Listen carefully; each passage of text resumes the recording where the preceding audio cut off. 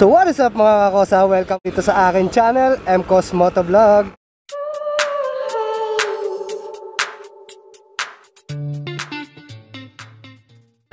Pasensya na kayo mga kakosa kung bihira tayo makapag-upload ngayon kasi hindi tayo makabiyahe. Ang dahilan mga kakosa kung bakit hindi tayo makabiyahe ngayon, dahil sa panahon natin ngayon ay maulan.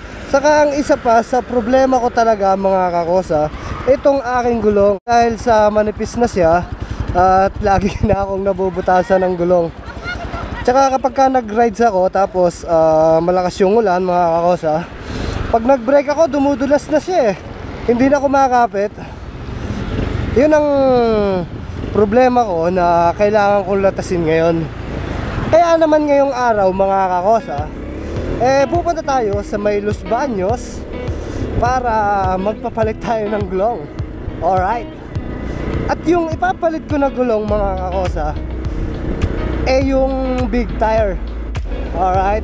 Meron kasi akong nakita ng mga mini MC na katulad nitong sa akin, na ang nakakabit sa kanya ay yung 145 ang size na big tire. Kasi itong sa akin na nakakabit dito sa may hulihan kong gulong, yung pudpud na, ang nakakabit yan mga kakosa ay 140/70/12.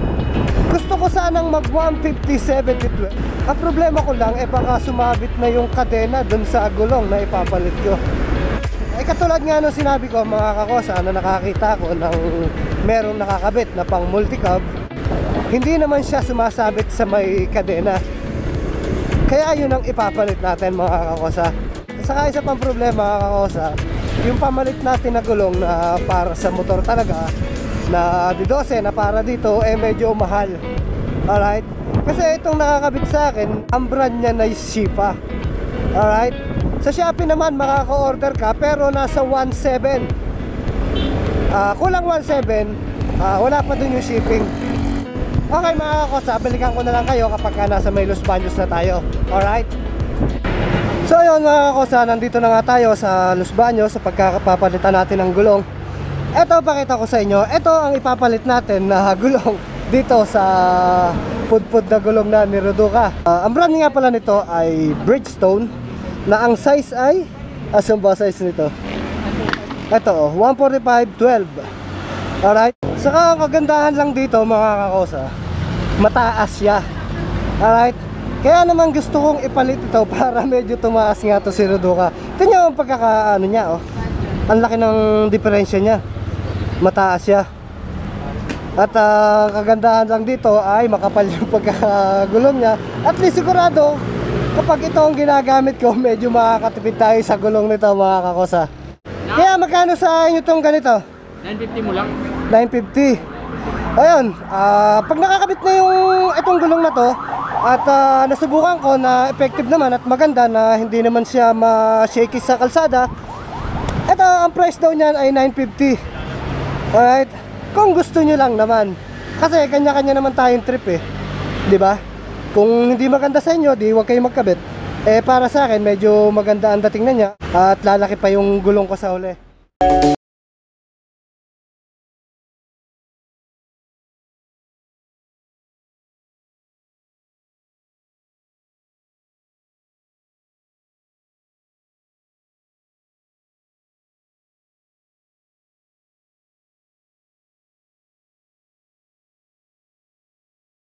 Nanay kabit na yung ipinalit natin ang gulong at tinetesting na kung may singaw ba siya.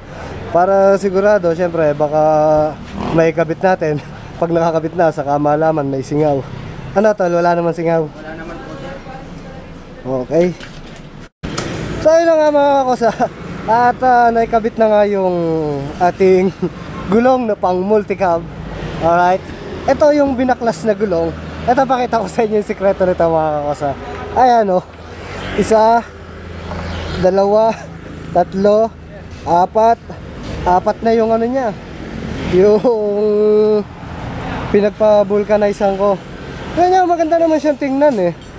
Hindi ko na muna nilagay itong aking mudguard at gawa nang hindi ko pa naputulan to Meron ako ditong gold balls na medyo mahaba, sasabit yan.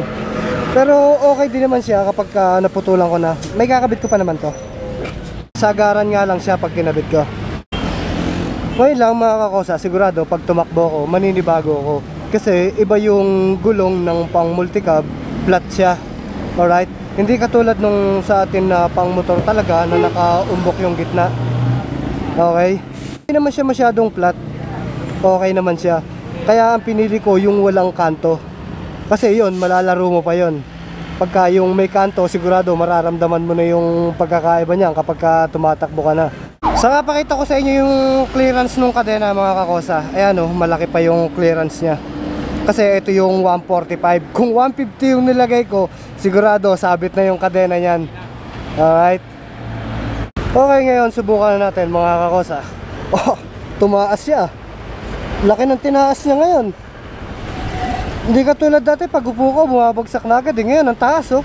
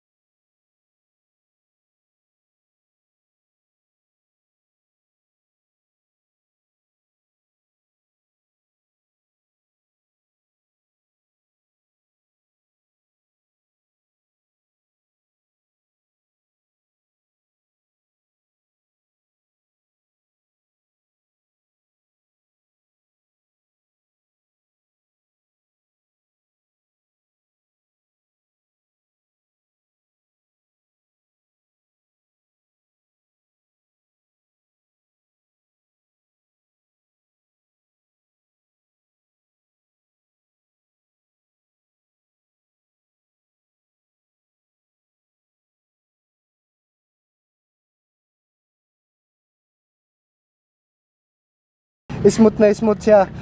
Meron ka lang mararamdaman mga kakosa na paninibago sa takbo ng iyong motor mo, lalo na kapag yung babangking ka. Alright?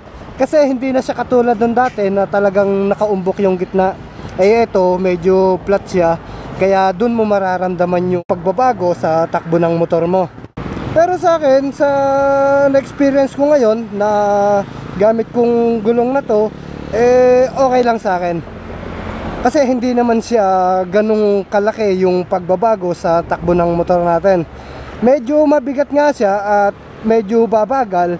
Hindi ko naman hinahanapan talaga ng mabilis na takbo tong si Ruduka. Dahil sa alam naman natin na 110 lang to at hindi siya ganun talagang kabilis mga kakosa. Alright, kaya kahit bumagal siya ng konti, okay lang yun. Walang problema sa akin yun.